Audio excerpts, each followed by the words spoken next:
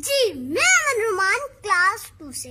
कहना ये था कि 5 माह से घर बैठ बैठ के तंग पड़ चुके हैं और हमारे दिमागों में जंग पड़ चुके हैं। आज मैंने सोचा कि मैं यूनिफॉर्म पहनूं और आपसे शेयर करूं वो यादें, वो बातें और मुलाकातें जब सुबह सवेरे उठते थे और नाश्ता वर्जिश करते थे, फिर खर्चा बस्ता लेते थे, स्कूल का रास्ता लेते थे, फिर टीचर प्यारी आती थी, हमको खूब पढ़ाती थी, फिर बड़े ग्राउंड में जाते थे, कुछ खेलते थे, कुछ खाते थे।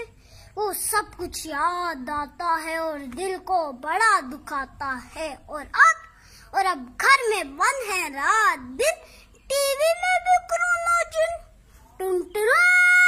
नाजीना 4000 में से 3000 का टेस्ट पॉजिटिव आ गया।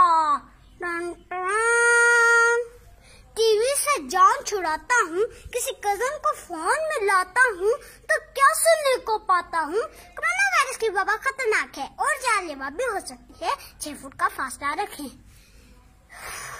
इस माहौल में अच्छी बात है ऑनलाइन तो पढ़ रहे हैं, हम थोड़ा आगे बढ़ रहे हैं, पर आखिर कब तक हम बच्चे हैं, हम बच्चे सच ही बोलेंगे।